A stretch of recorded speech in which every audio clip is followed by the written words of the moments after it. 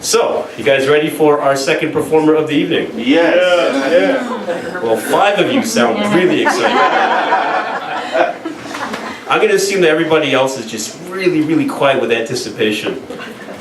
So our second reader tonight is Stanley Fefferman. And Stanley Fefferman has taught poetics at York University and the Jack Kerouac School of Disembodied Poetics at Naropa University. He was featured in 30 broadcasts on CBC National Radio. His editorial work includes Exile Literary Quarterly, Poetry Toronto, and Ayatana Press. Since 2004, Stanley has published 500 reviews. I haven't done 500 anything. Of jazz, folk, classical, new music, and opera in the Live Music Report, ShowtimeMagazine.ca, OpusOneReview.com, and BachTrack.com. He's the author of Writing Space, which was published by Cactus Press in 1998, and the publication My Andrea. Without further ado, please welcome to the stage, Stanley Fefferman.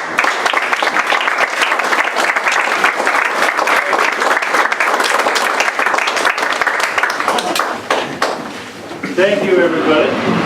I'm really happy to be here. I'm really happy to be. And I'm happy to be here. Let's see. This is awkward with the light in my eyes. That's awkward. So let's see how I can do this. Yeah, there we go. A big thanks to Valentino. Yeah. Yeah. And Stephen and Cynthia for helping me through the my own personal art bar mitzvah process. It's my first one and likely to be my last, so that's good. I feel very happy about that. Tonight I'm very privileged to have a master musician, my friend Tom Hamilton, who's kind of going to jam with me, I guess. I'm going to jam, and I'm not going to slam, I'm going to jam, and he's going to jam back with me. We've never done this before, and I have no idea how it's going to go, so I surrender. That's my message for today. So I'm going to be reading a cycle of poems that move from the sensual to the spiritual, and some of the moves are quite blissful, and some not so much. The first poem I would describe like this. You know, when somebody asks you, how's your affair with so-and-so going? And you answer, well, you know, it's really complicated. Well, that's my first poem. It's called What Finally Made It Work. What finally made it work was the thought that you were the wife of someone else, the wife of an important man who was breaking your heart with someone else, the way my wife was breaking my heart by falling in love with someone else, also an important man who also wanted to leave his wife and finally make it work with someone else. What finally made it work was the thought that I was an important man and you were the wife of someone else and I was that someone else. And you were my wife, sleeping with someone else, and I was that someone else. That way, I could make it work that my wife was sleeping with someone else. What finally made it work was the thought that I was sleeping with someone else, and you were that someone else, a human being, naked like myself, except for your blouse, as we held each other and rocked. And what finally made it work was the thought that I was just someone else who just fallen in love with you.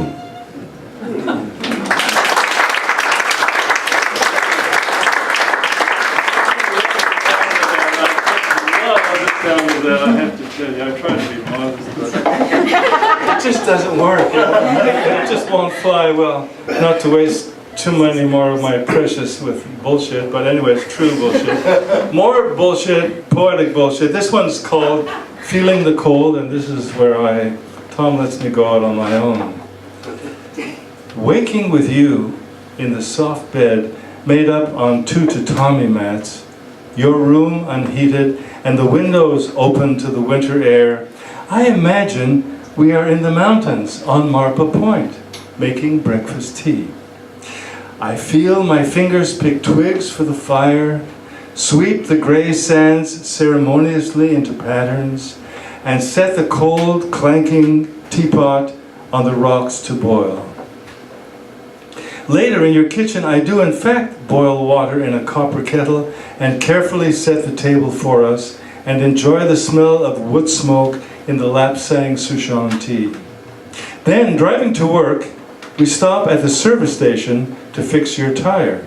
I pry the frosty hubcap loose with my fingers, hear it fall clanking on cement, and begin to feel my vision of making tea on Marpa Point is coming true, and I am suddenly very happy.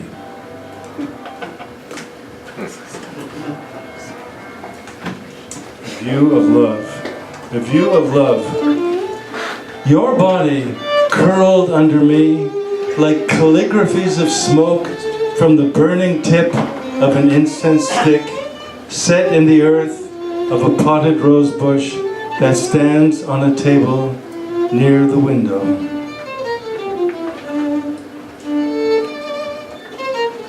The taste.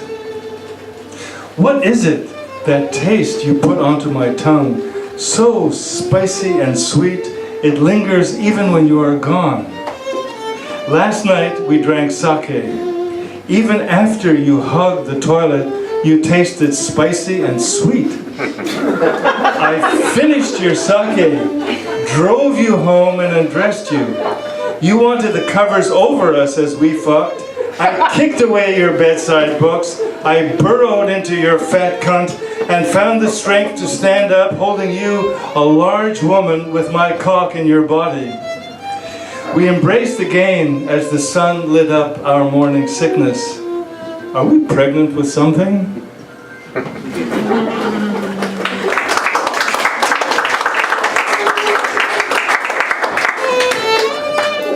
The code. The code of her bones is broken by a whisper of flesh that says she comes like an army of feathers. Love's soft drum marshals the guards of my city. They gather like questions on the bridge of my silence and hold it against her softness. There are no mountains this morning, and there is no sky, only snowflakes falling out of the luminous gray onto the close few houses and trees framed in the picture window, half filled with fronds of papyrus, behind the blue eyes of you, having coffee in my kimono. This next poem is entitled Intermezzo, or it's an interlude, and I dedicate this reading of it to Valentino. He might know why, he might not. The title is Wrangler 2, and it's the name of a restaurant where I'm eating barbecued ribs for the pleasure of using teeth to rip flesh from bone. The waitress is a honey blonde child who looks perfect in jeans, moves quickly, tells me she loves ribs, snow in the mountains, and brings me lots of coffee. Over my shoulder, she reads this poem and says, "I'm not a child. Thanks."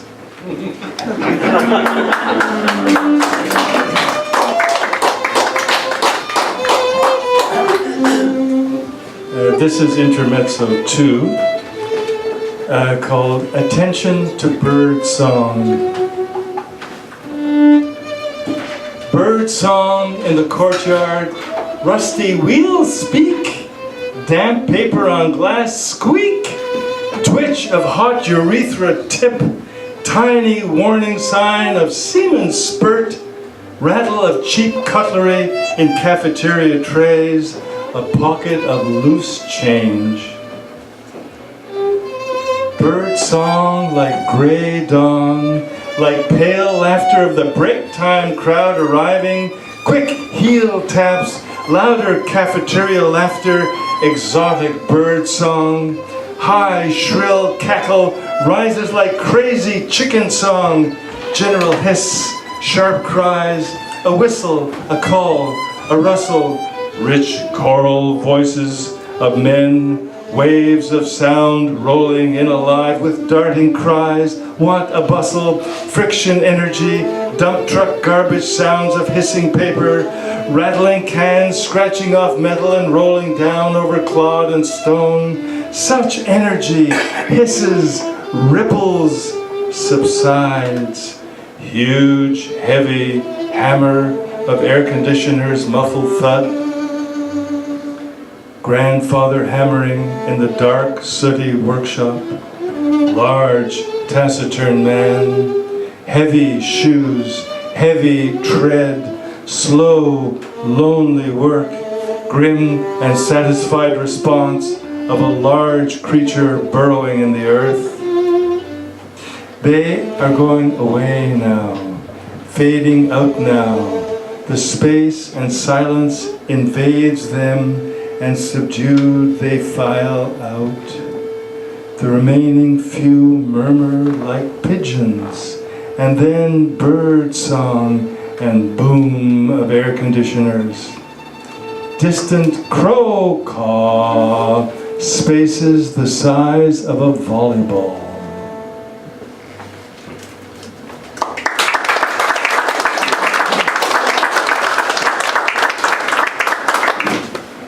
So this poem's called Marion White. I'm on my own here, as I recall. The poem is a sestina, slightly unfinished. Mary in white stands on the porch with sun on her back, making a brilliance. Her long hair is clean, her arms are moving. She sits on the porch, resting her back, enjoying the brilliance. The wind is clean, Mary's fragrance is moving, the silence is white. She comes back, clothed in brilliance, dress sheer and clean. Mary's body is moving and slender and white as she steps from the porch. She rises in brilliance, her gestures are clean, her lips barely moving in prayer to white. Mary bends on the porch and gathers up wood. She sweeps the floor clean, the hearth fire is moving. Mary's stockings are white. Through the door to the porch, she brings candles back, looks into the brilliance. Mary is moving, the rain is white. She reaches the porch and a voice calls her back. Her face is a brilliance. The wet earth is clean.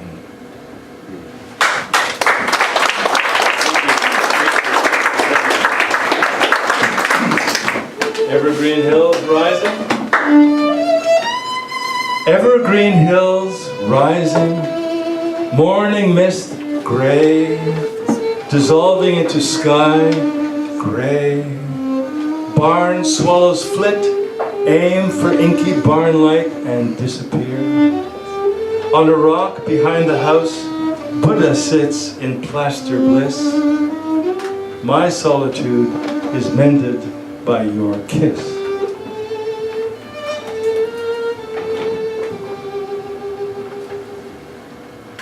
I cannot say your name right now. The letters I form grow more legible, smaller, with exertion of not bleeding out your name.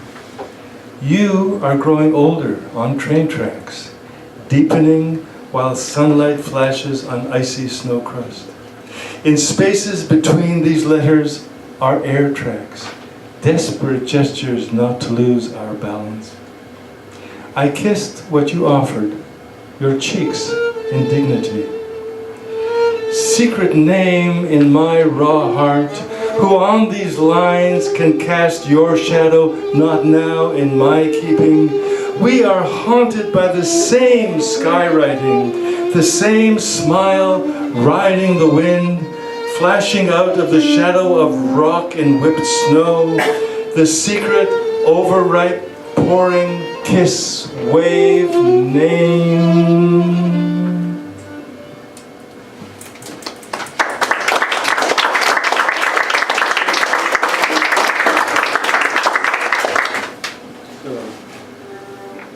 Just a few to go. Black spruce. Black spruce sway in the wind. I turn to them for solace because they never complain. White paper consoles me.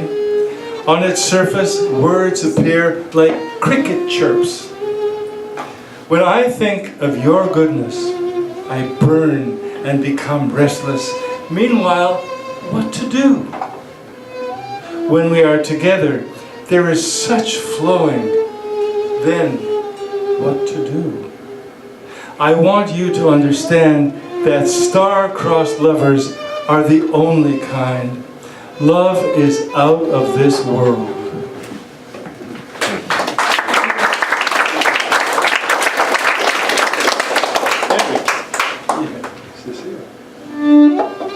No consolation. There are still wild horses in Colorado with shaggy coats the color of earth. There are still hairy lavender flowers with hearts of gold closed against the rain. You are still in Colorado, probably trying too hard and crying. Like the day I hugged you and said, it's like hugging the whole earth. Our love affair did not go well. We could not console each other, Janet. Tonight, I'm hugging myself in a car in Caledon, Ontario, smoking, watching the stars, watching the milkweed sway in the half moonlight, letting the wind soothe me. There is no consolation, Janet, not even hugging the whole earth. It's getting early now. My cigarette is finished. The birds are beginning to cheer themselves up. I'm going to get some sleep. Good morning, Janet.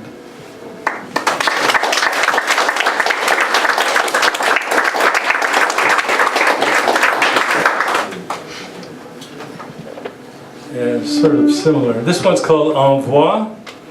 Taos Mountain, black crowned peak, lordly ornament of broad-shouldered hills, hold the clarity of distance around each green leaf of this cottonwood tree. This gallant pinto mare and her foal sporting in the meadow after supper. These two small boys busy at making war, and this troop of skunks cantering down the road, plumes elegantly aloft in the pinon-scented air. Taos Mountain cast a cold eye on alibis and accusations, dissolving in the sunlight into hairy orange clouds that float above this immense green arena where everything is seen and every vision is pain until it melts into the sacred blue lake hidden in the hollow of your ankle.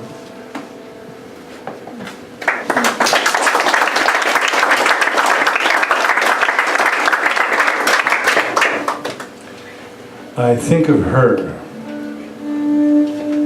Fourth night of the waxing moon. I see it as my lady's neck ornament.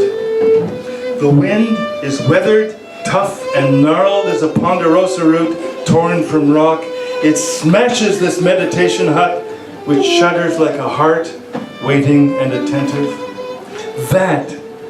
It is that my heart listens for in the lull of the wind. No one to talk to, nothing to say. No one will know, nothing to think about. Alone at last, come here. There is no payoff, just one blessed thing after another. And I think of her. 10th night of the waxing moon. The poplar grove holds naked branches above the bluish snow, and I think of her.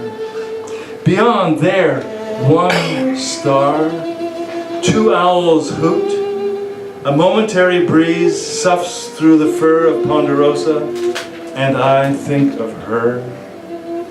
Got to be going in. Open the cabin door, heat and smell of food. I think of her.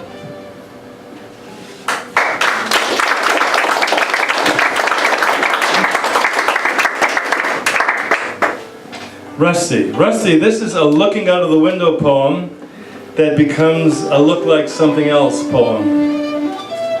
Snow coming in on the east wind covers the ground, except in the lie of a hoary ponderosa, where a fat, gray, furry mouse ball of a bird with a rusty half moon on its back pecks at the gravel, and I'm reminded by a gush of love at my heart how the changing shapes of earth provoke me to return your constant love.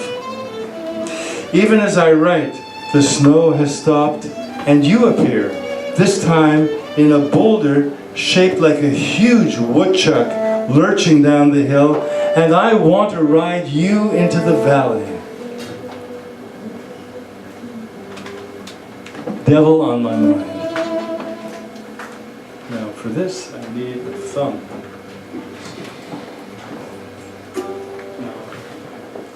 The foothills of the Rockies near El Dorado Springs project a spur they call the Devil's Thumb.